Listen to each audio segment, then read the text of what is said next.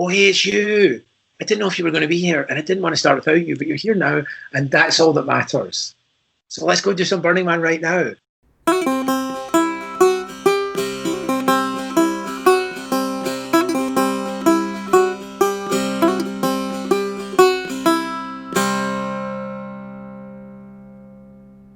Today on Galaxy Tenants Burning Man Chronicles Chapter 3, we head into the multiverse for a conversation with filmmaker and YouTube sensation Mark Day, and we spin a couple of tracks from Particle titled Launchpad and Heist.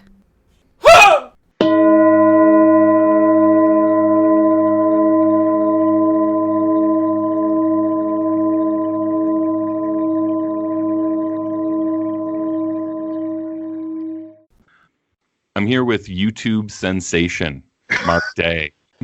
It's important I'm described as that, and that's comes from my friend Amy, who has the Candy Heart art car, and she likes to describe me as a YouTube sensation. I just go along with it. I certainly didn't ask for it. Your manager said that in order to interview you, that I had to use that every time I said Mark Day, I had to say YouTube sensation before it. So yes, she is the. She and I are basically the same person in two different bodies, so she's definitely using every opportunity to ridicule my large social media footprint. Put it like that. So tell me a little bit about how you discovered Burning Man. I suspect that I discovered Burning Man the way probably a lot of people did in the sort of not quite pre-internet days, but when the internet was not something I was looking at. Probably Wired magazine. I have vague memories of going to an art gallery in San Francisco and there being a car full of bullet holes and a TV sitting on top of it with some video of the drive-by shooting range. And I suspect, but I'm not sure, that was before the first time I went to Burning Man, which was in 1997. So obviously 1997 is a long time ago. It's a bit vague. I can't really put a finger on how I first knew that. But one thing I did know is by the time I found out that a friend of my wife's that she'd recently got back in touch with had been before and was going again, I think I showed up at his place of work the first day that he was sort of taking reservations for the tiny RV that he was taking up there. So I must have wanted to go pretty badly, but I don't know how or why I wanted to go as badly as I did. Sure. What was your first impression of the event? I can't remember. I can remember my last impression of the first time we went. I mean, that was the year that it was on and I'm not going to attempt to pronounce it, the non-Playa Playa in 1997, the one year where it didn't take place on the conventional playa we are all familiar with. It was a little bit scrubby. There was grass. For some reason, we left after the burn because somehow the traffic was going to be really bad in 1997. And it's possible that it is possible that actually the roads were just narrower and there was less infrastructure and gate people to get people out.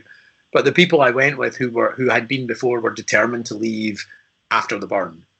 And I remember standing on top of the RV, looking out over the city, wearing a black dress with my head painted like a skull, something just kicking in, and it just looking like the end of the world. It was just, darkness and fire, not a lot else, not a lot of illumination at night other than darkness and fire.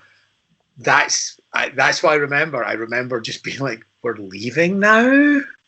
And not much else. Somewhere, I'm sure there's some photos, but that, and I'm not huge on chaos. I like it's not like I thrive in chaos, but I just remember it being a very kind of potent and heady brew. There may have been some disrobing and dancing around the Manburn pyre before leaving, or maybe that was the year after. It all kind of blends into one. So the way I found out about you was the way I think a lot of people do is if you go onto YouTube and you search Burning Man, sure, one of your videos come up in the top videos of that search, and we'll get to the algorithm in a second. But I'm curious as to what drew you to film Burning Man and to output films about the event itself. Right. So went in 1997, stayed in a tiny little RV with a bunch of friends. One afternoon, we sat in the RV and watched the movie Rumblefish on VHS. So I'm not sure either there wasn't much to do or we just hadn't really got our shit together to do it. We went back the next year. We went back. We had more of like a camp with a name and spot camp, I think, something very similar. And we were all going to be dressed in spotty outfits or something. And there was a guy in our camp, a German guy whose name's Basti, who brought a video camera with him and disappeared into his bedroom in this apartment in Hayes Valley when we got back. And we would be back and forth at this, house share in Hayes Valley every so often. And eventually, after a few weeks, he emerged having edited a video, like a 7-minute chop, fast edit video. And I remember watching it at a party in his house and just getting goosebumps and being like, oh, that's what I want to do next year. But the thing is, once I actually bought myself a video camera, and this would have been, going into 1999, I kind of figured out that what I wanted to do was not quite the same as what he wanted to do, although that has changed at different, I've done different kinds of stuff at different times, but I just, a little bit of an early stages of realizing that, it's fun to have people play slightly exaggerated versions of themselves. So there's a lot of me telling friends, I'm going to film you now. This is what I want you to say. And this is how I want you to say what, you put someone's left the room, put their hat on, pretend to be them, and I will interview you as if you're them. There's a little bit of that. But basically, again, 1999 went for the third year. We had friends flew in from Scotland, including my sister. I have no recollection of how we persuaded them to come to this thing, but I guess we did. I wandered around with a camcorder of the era, got home afterwards, and this is up on YouTube, by the way. I think if you search for Burning Man 1999 Mark Day, it's up there in 2 parts. A kind of slightly cut down version of it is. I got home, stuck the thing in the TV, I plugged the camcorder into the back of the video recorder or whatever, and with no editing, just straight raw out of the camera, it was just an hour of, the story arc of going to Burning Man, which is kind of pre-installed. It comes pre-installed with the story arc. You drive through Nevada, things change. If you're a city kid, you're suddenly looking around and seeing environments, and we're in the desert now. Then you get a bit further and you go, oh, that wasn't the desert back there. This is the desert. And then you go in a bit further and you're like, oh, no, this is way more deserty than the last bunch of desert. And then you get there and you build things, and then you go around for a while and look at other people's stuff. You go out partying at night. Then there's the man burn. Then you go home. It had its own little story arc, and I think often we would, probably at the same time going out to see this will be a reference for the aging burners here, going to a lot of psytrance parties. Psytrance being a much derided genre of music that's sort of what Israeli heavy metal fans who've got access to computers think sounds psychedelic. I still really like it. It hasn't. It's pounding lots of, it's not less is more. It's not minimal techno. It's like more is more. It's like, let's put as many. It all should sound like, I'm going off on a tangent now.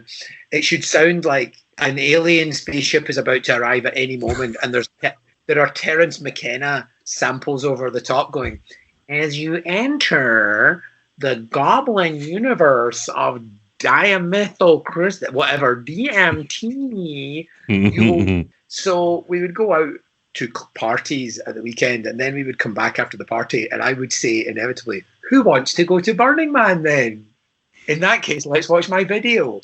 And this is, in the days before YouTube. So obviously, gradually over time, what that does is erases all the memories that are not in the video and amplifies all the memories that are. And from that point on, every year I went, which is not continuously, but I've been going since, I've been making videos since 1999. 3 years in, I think about 2001, they had already got slightly over wieldy. Like, I think I had at one point I had a video just on VHS cassettes where we didn't get to Burning Man for the first hour. The first hour was just trips to and from Home Depot. I've certainly dug myself into holes like that since. That aspect of recording it to be able to go back was always there. There are times when I've gone back and maybe realized after, I mean, ironically, like I look at the stuff that I have in like 2011, I'm like, Mark, you don't really seem to be talking to anybody. You're hiding behind the camera rather than using it as a tool for interaction. But yeah, so I've been doing it ever since. I've done random like short form stuff, like videos of myself lip syncing Bridge Over Troubled Waters in an Elvis costume at various points on the playa. And that would be something where, like, once you've had the idea to do that, you owe it to yourself to do it. But mostly it has been this kind of just long form video, kind of chronicling the experience. And then at various points, I think was it 2013? No, 2012. I went for a day, hence the name, 24 Hours at Burning Man. I went for one day because that would be better than going not at all. So that kind of solidified it as a project. In part, just being there for a day was like a project, because there was part of me that was like, I don't trust myself not to linger too late, and I don't want to be driving home all the way home in the dark. I don't want to hit a cow in, scrubby Nevada, driving on my own, nodding off behind the wheel. So I'll try and leave exactly an hour after, rather a day after I arrived at mid-afternoon. And then, so that's where the name comes from, the year I went for a day. Then I think the next year I kind of got involved with the Circle of Regional Effigies when that was a thing. For anybody who not familiar with that, there was a couple of years where the org had regionals build effigies that all had the similar size, shape, and footprint, all fit within a certain space. One year, I think it was round the man. Another year, it was in 4 separate circles. I got involved with like a group called East Bay Burners, who had already done it the previous year, who were doing a project called First Home.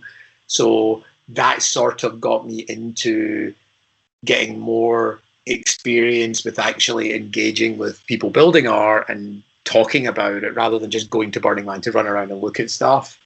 And from that group came the Alien Siege Machine the following year. People within that group, myself included, were involved in building the Temple of Promise. And, round about then, I think probably I was by that point just shooting off left, right, and center, just finding different people to talk to. And so there you go. That's in steps. It went, owns video camera, goes to Burning Man, makes video, enjoys making video, makes more videos, starts talking to more people, turns into this snake that's eating its own tail, where I'm at Burning Man to make a video about Burning Man that's very self-referential and full of meta concepts about previous videos that I've made. Well, no, that said, I've watched your videos for a handful of years now, and I think you do a wonderful job of covering a lot of aspects of Burning Man, where there's a lot of you, which I enjoy. I enjoy the character of you. There's also so many conversations with different camps, with people who are building, with people at the gate.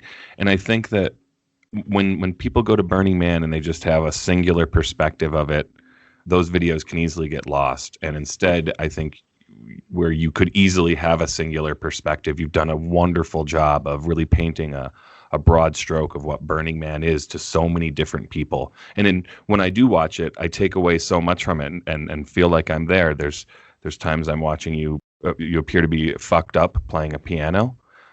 There are times where I don't know what would give you that idea. I've no. Besides the playing, yeah. But I mean, if you put me stone cold sober in front of a piano, it wouldn't be any better. It was on the same. But I just think that there's a lot of value in seeing all the different aspects for it. And when I tell people about Burning Man, I often direct them towards your videos. Now, let's talk about how these videos became so easy to find that when you would search Burning Man, that Mark Day's videos would pop up to the top. Do you have an understanding of the algorithm, and are you hitting it a certain way, or is this something that happened by accident? Full disclosure, for a number of years, I worked at YouTube. That's now 5 years ago. Most of my 24 hours of Burning Man videos post-date my time working at YouTube. As someone who had a video camera and was interested in messing around with videos before there was an online video platform to share them on, obviously I was interested, I was and am, so apologies if I lapse into marketing speak here, but I was and am really interested in online platforms. I, for example, think TikTok is amazing. It's such a hive of creativity. I've been too busy editing my most recent video to spend as much time on TikTok as I would like. And sometimes when I run into people who just are sort of instantly dismissive of some new media platform as just being, oh, that's just Vine, someone's already done that, or that's just for kids, I don't get it. I get a little bit like you owe it to yourself to check it out for yourself. So that was the tangent, but I think I think obviously I made certain specific decisions about how to put content out. Either the best time obviously to put your Burning Man video out is immediately after Burning Man, because that's when people are looking for things. The second best time is probably immediately before Burning Man. The third best time, and trailing very far behind, is just before not Burning Man, which is what's happened this year. And I'm kind of, at the moment, doing as best I can to remember that it's about quality and not quantity. And it doesn't really matter if 1 million random people watch the first minute and 15 seconds of my video just because it was the first thing that came up, and it's instead focusing on that it's kind of, reaching people who are not where they want to be this year and are watching the damn thing all the way through to the end. Because you have the analytics on the back end, and you can make a 90-minute video and the average view time for it can be like 1 minute and 45 seconds. I'm under no illusion that anybody necessarily makes it to the end, but I'll try and be more concise. So, some of it's timing. Some of it is YouTube at some point shifted towards what they call a watch time algorithm, where what's the algorithm is looking for is duration of watch. And at the time, I was probably the only person making long-form Burning Man videos. So at its peak, I got, I think the 2013 one was the number one search for Burning Man on video for over a year, on YouTube rather, for over a year. So it was getting like 1,000 views a day. But again, some of those views are not people watching the video all the way through to the end. They're like somebody clicking on a thumbnail, watching it for 30 seconds. I mean, I think that has changed a little bit. I don't feel not that I care. Of course I care. There's no point pretending I don't care. Now you do have YouTube influencers showing up at Burning Man. If, some Romanian makeup influencer shows up and goes home and posts a 30-minute video about their time at Burning Man, it's going to show up before my video is. But, I think I've had a good run with it. I will continue to make them as long as we do hopefully have more Burning Mans.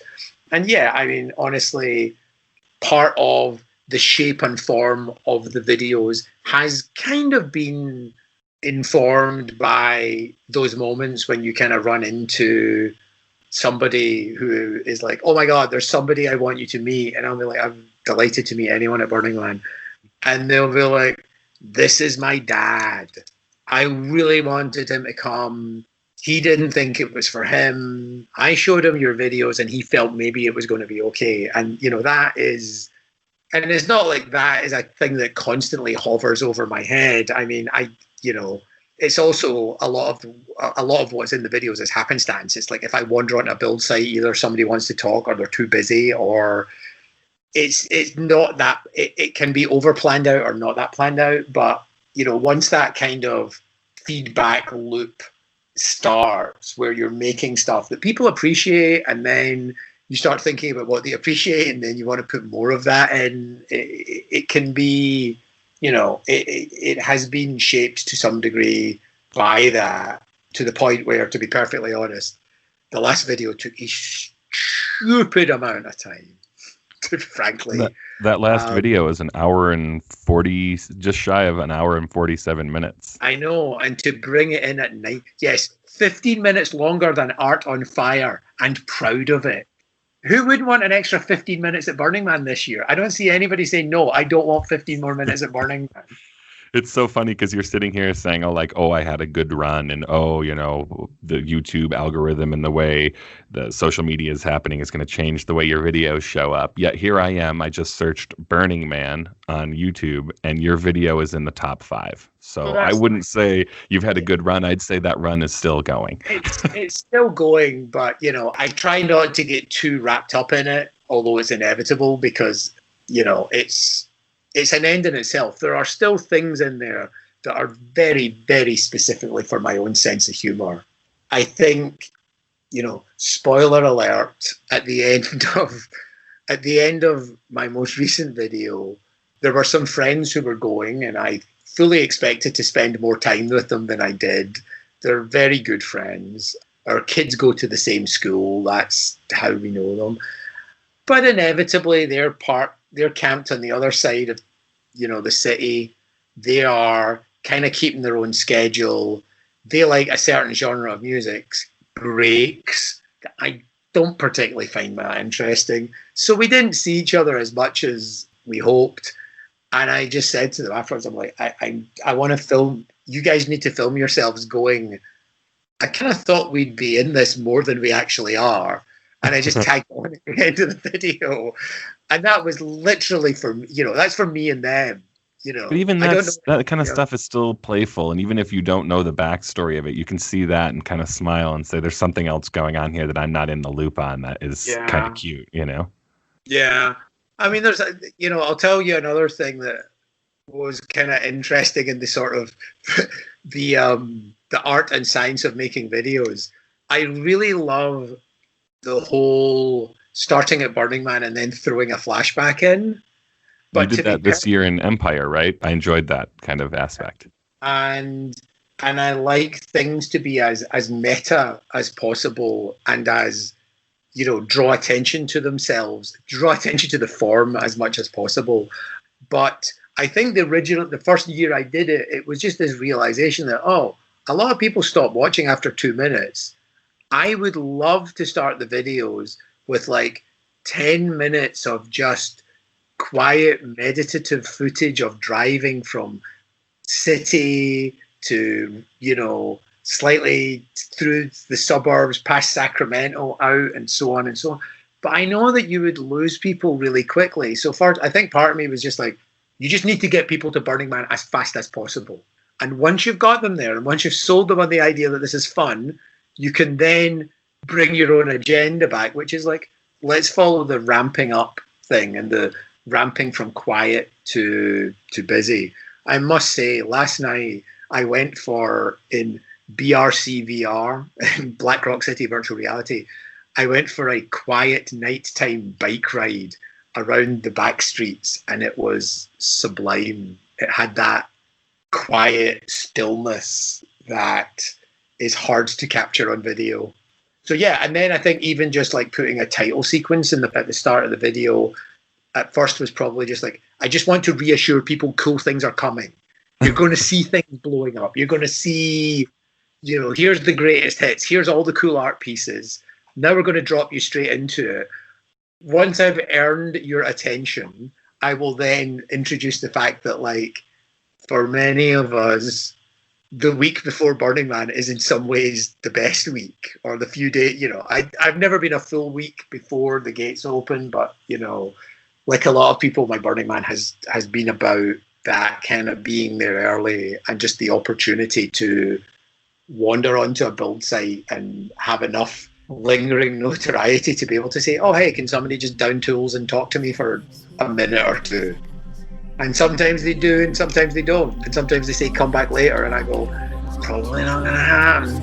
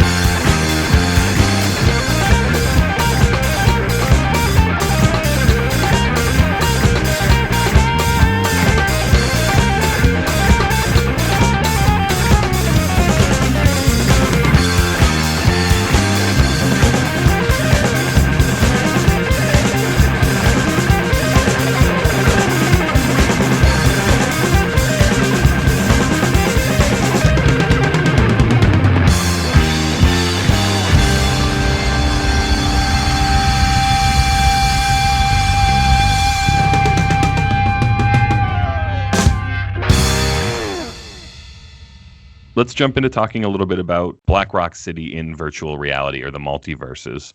What multiverses have you checked out, and what have been your impressions so far? Okay, let's name and shame them, right? I would love that, yeah. So far, I have played around with the Dusty Multiverse, downloaded it onto my phone, cast it onto the TV. The last time I looked, it very much feels like Tony Hawk Hoverboard for Xbox Black Rock City expansion pack. And I think, and that's not fair of me to say that. I'm sure there's more to it than that, but it seems very, how can I say this concisely? I think there's a lot of emphasis on DJs and identifiable sound camps, and I think that is one valid reflection of what Burning Man is. And I say this with all the hypocrisy of somebody who, when they're at Burning Man, absolutely wants to go out and dance at night and be out at Mayan Warrior, or show somebody in camp who's never been to Burning Man before to come and experience something like that, like a Formula One race car but designed for perfect audio in the world's strangest and most hostile environment. I mean, wonderful. But I think in the virtual space, maybe it speaks to how, I don't want to say corrosive that can be, but how over ubiquitous it is. And I've gone off on a bit of a tangent here again. It's kind of fun. I suck at video games, which is why I've been enjoying BRC, VR in alt space, because it's an opportunity to kind of like explore environments without having to kill, maim, drive over, or avoid things.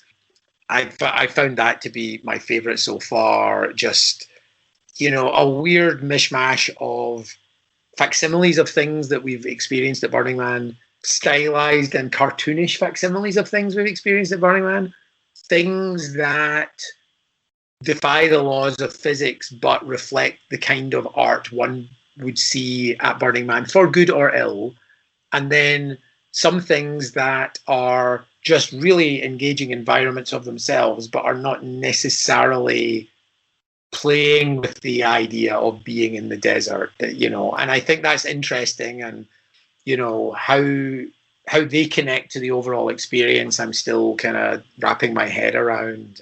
Overall, I think, for example, I'm going to mispronounce this as I keep doing, there's the piece Gnosis, 3 giant figures.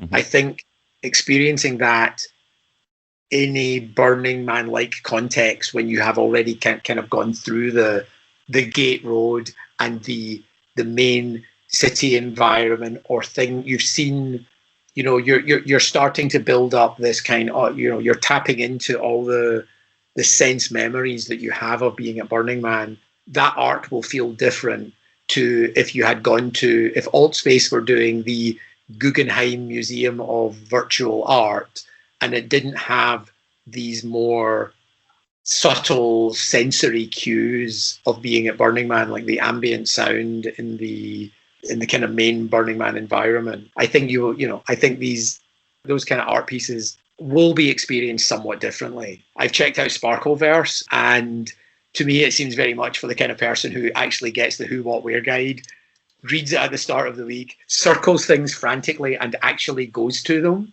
And I think that's not me, but it's wonderful. I look at it towards the end of the week and wonder to myself, who goes to this stuff? Not me. And of course, the first rule of going to anything is, if you go to any kind of event at Burning Man and there's only like 3 people already there, make sure you have a clear escape strategy. Because if you're going into someone's camp for a workshop and their workshop is dependent on you sitting there for an hour, just back out slowly. That's very fair advice.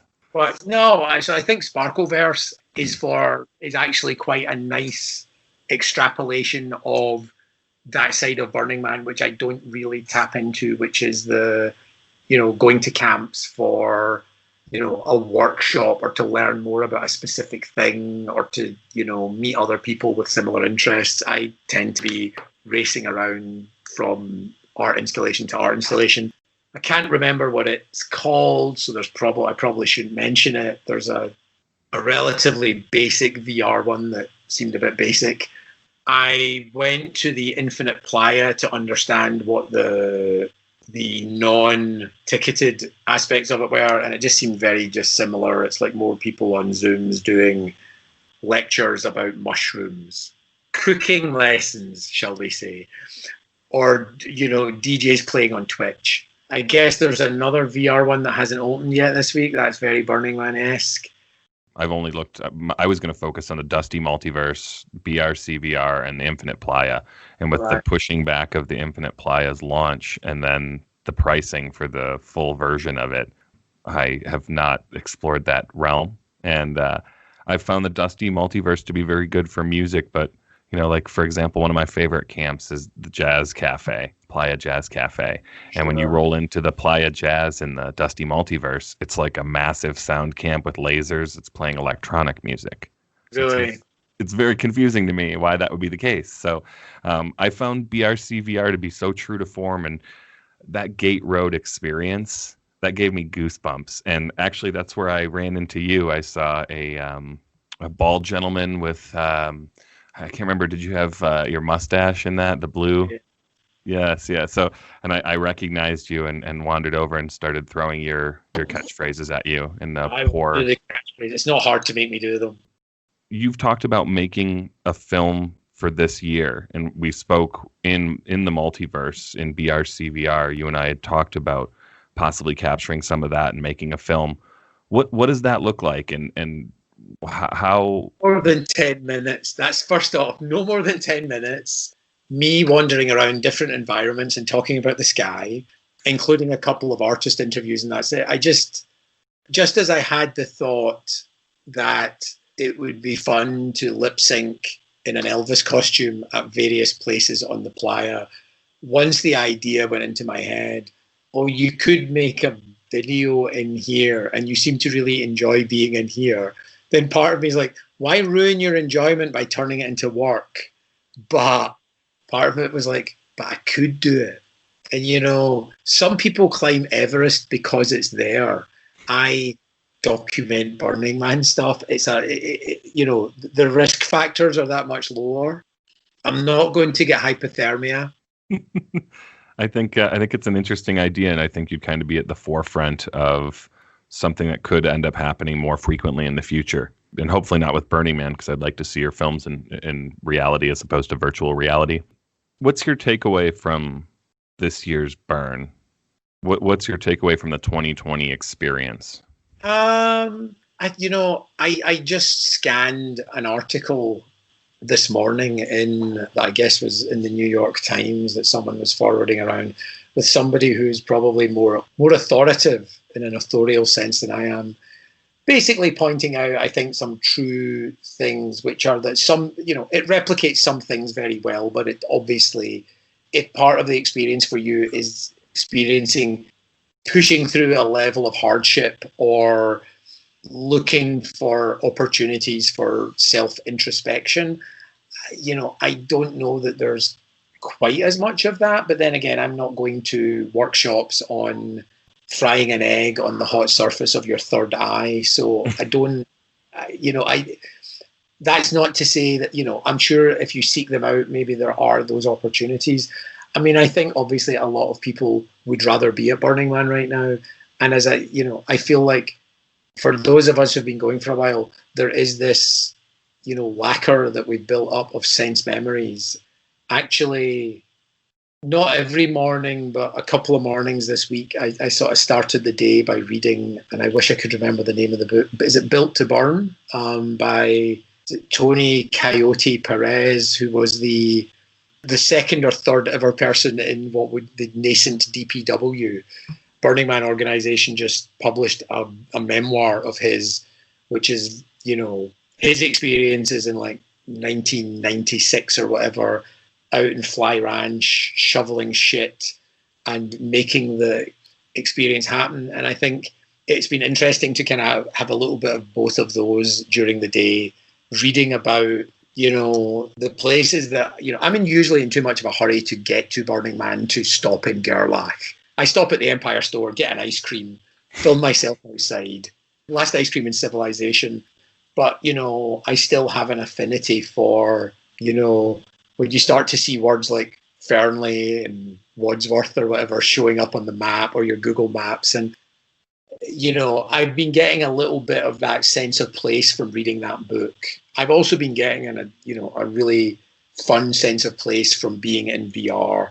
And I have done fun world hopping experiences that are very similar to the kind of experiences I would have at Burning Man. I think one in particular, I was at I think the piece is called Helios or something, and it's like 6 pedestals, and there were maybe 4 people who were there together, and myself and my own and someone else, and someone going, well, if we all go and stand on the pedestals and raise our arms at the same time, a bolt of light is going to shoot out through the middle one. And then followed 5 or so minutes of, okay, everyone try and do it at once. Did anything happen? Did we see anything? Okay, maybe who's on a PC? Okay, you're on a PC. Maybe it can't see you because you're on a PC. So you go down there and someone else go up.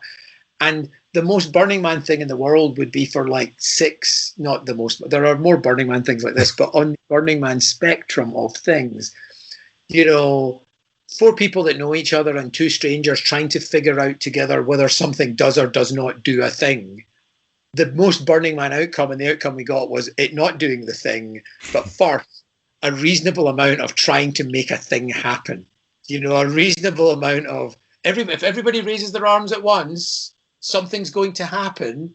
Did you see it? I think I saw it. No, I didn't see it. I think So, that is quintessential Burning Man. Running into a friend of mine who's in DPW, and we went to the Black Hole Bar, which is probably not a place I've been in once at Burning Man. Bars aren't really my thing, to be honest, so that's part of it. But being there with some of her friends and her introducing her friends to me and me chatting to them and realizing that part of me, as when I'm doing anything at Burning Man, there's a tiny little voice in my head going, Mark, there's amazing art out there, and you're standing around just shooting the shit with people leaning up against a Plyatech, a table made out of chipboard or whatever, that somebody decided, and the amount of Plyatech in VR is amazing. The fact that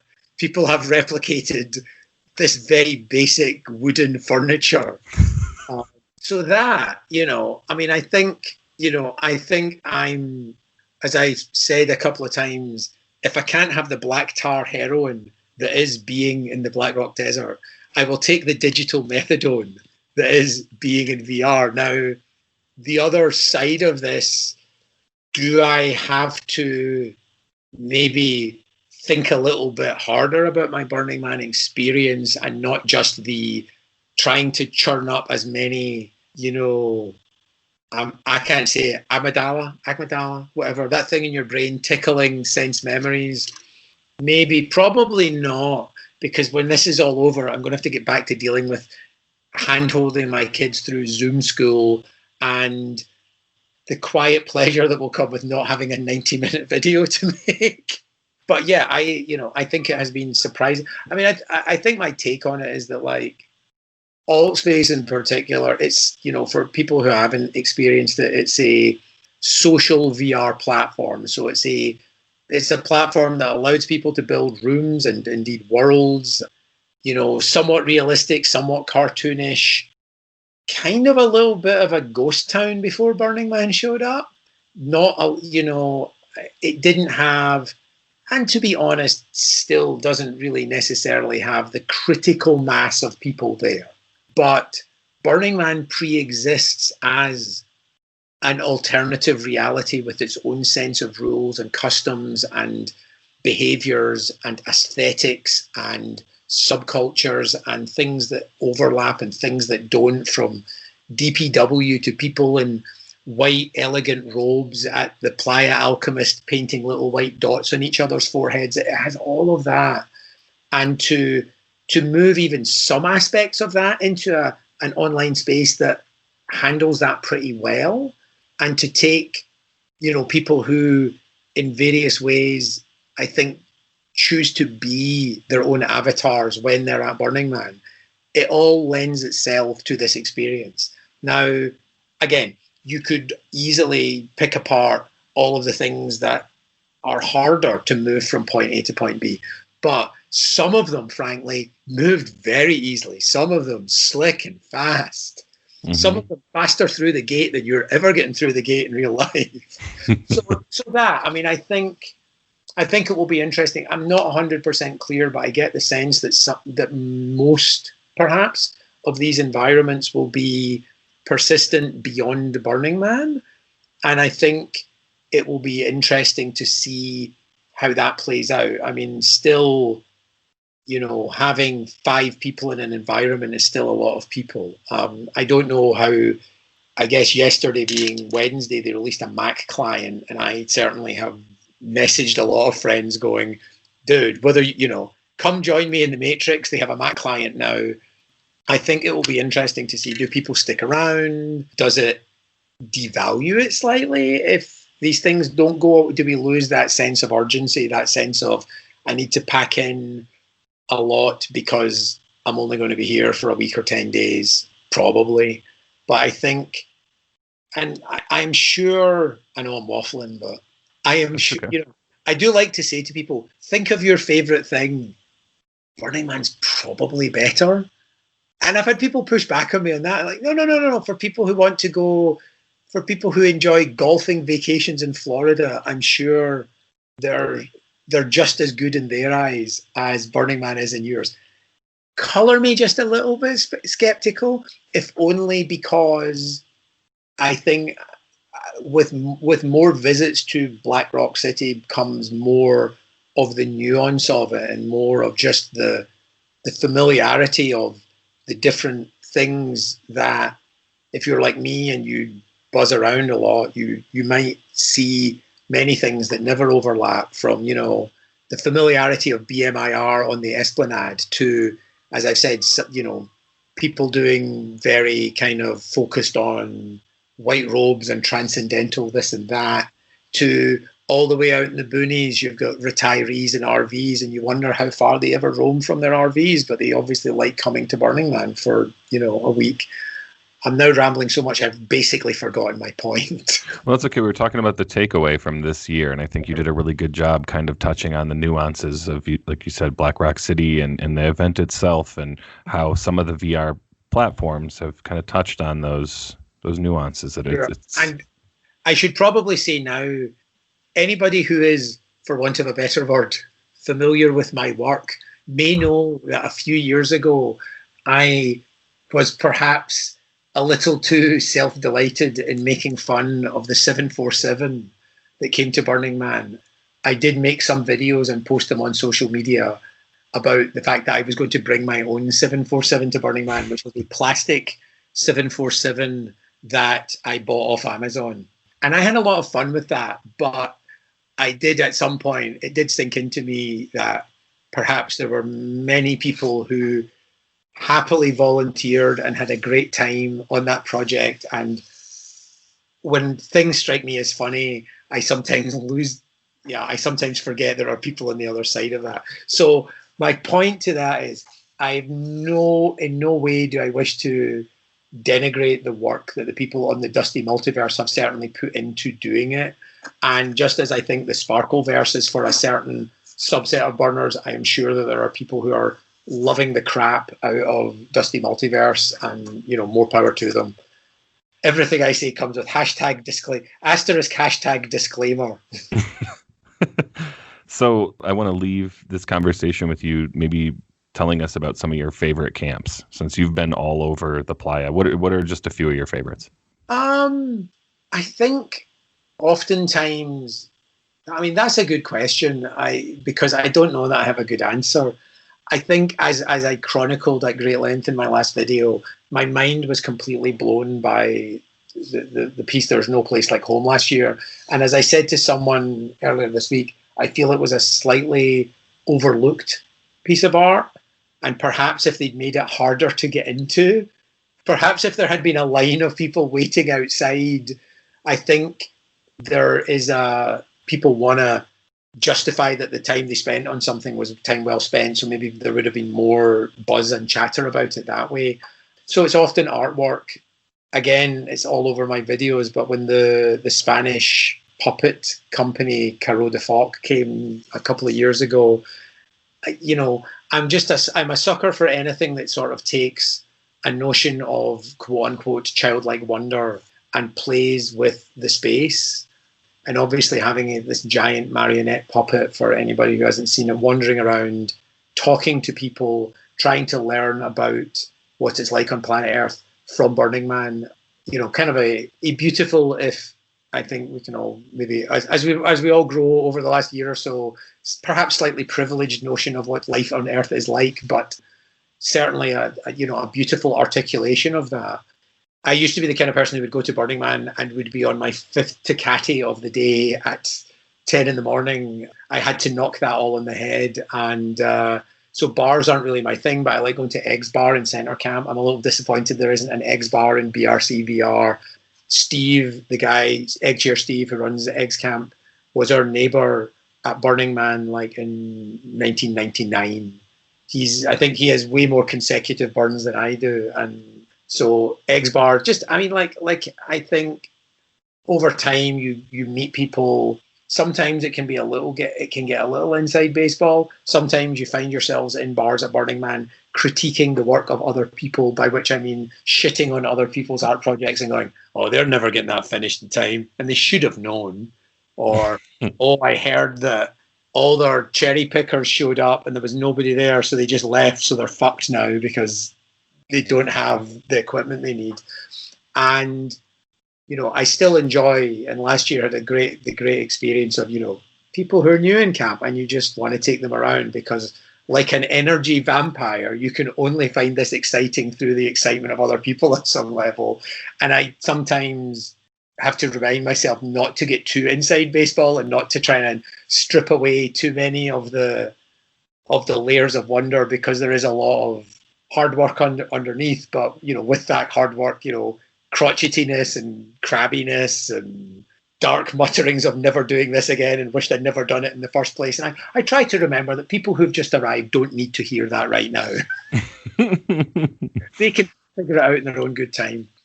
Mark, I appreciate all of your work. I appreciate all the time and dedication you've put into something that I love so much, and representing that and giving me a tool to share something that I love with so many people. So thank you for that, and thank you for taking the time to have this conversation with me today. I'm going to be speaking at Videogasm tomorrow. I'm going to be doing a talk on podcasting and the complexities and simplicities of podcasting, and I'd love it if you join me over at Videogasm. Yes. I've taken the rest of the week off work to be in the multiverse.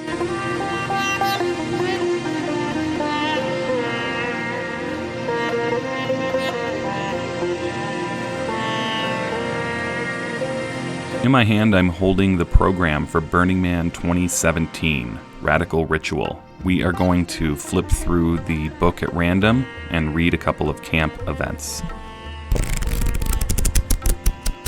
Thursday, 12 p.m. to 4 p.m., women-led pasty workshop and happy hour. Come get crafty and create your own sexy pasties and enjoy a fresh cocktail while you shake your booty to the music of the Loveland DJs. Loveland, 5 o'clock in awe. Wednesday from 7:30 p.m. to 8:30 p.m., Magic Show with Klaus. Step right up. Hurry, hurry, hurry. Experience magic from Deutschland. Master Magician Klaus in the house. Never sleep again. 8:30 in Eulogy. Friday at 12 p.m. to 3 p.m., bondage rides. Learn to fly. Our expert riggers will bind you and suspend you mid-air. An experience that can be beautiful, erotic, or thrilling. 18 and up. Suspended animation, 7 o'clock in breath. Jesus.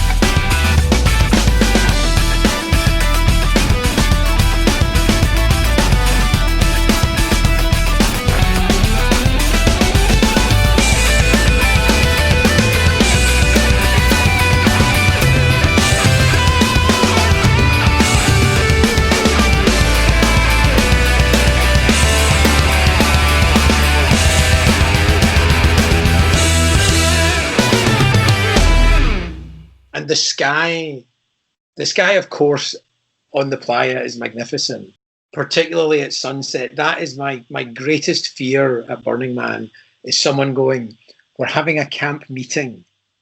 It'll be at sunset because that way everybody will know what time to come. And I'm like, that is a waste of a sunset. That's an absolute waste of that. You know, you can have many experiences during the day, but you only get one sunset a day. Don't waste it. Don't waste it on camp meetings. Don't waste it on dinner. Don't waste it on, we're going to have a potluck and somebody's going to make spaghetti and somebody else is making a salad. Just granola, beef jerky, dried peanut, whatever it takes to power through. Remember to pack some clothes if you're not wearing much, because then you might need them because you've gone far from camp in the hope that you don't run into anyone. And then you just stand on the open playa and it stretches out in front of you, and almost the horizon has just sort of blurred into just this pink line. And then you look up and it just, the sky soars over the mountains and it's incredible. It is in fact magnificent. And that's one of my favorite things about Burning Man. So yeah, Burning Man, the sky is magnificent.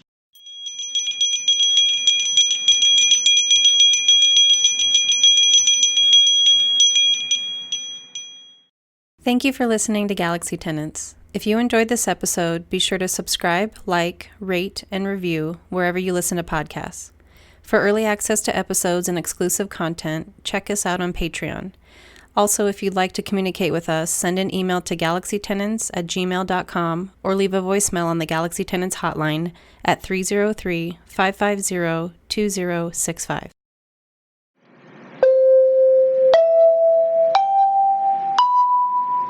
You've reached the Galaxy Tenants hotline. Please leave a message.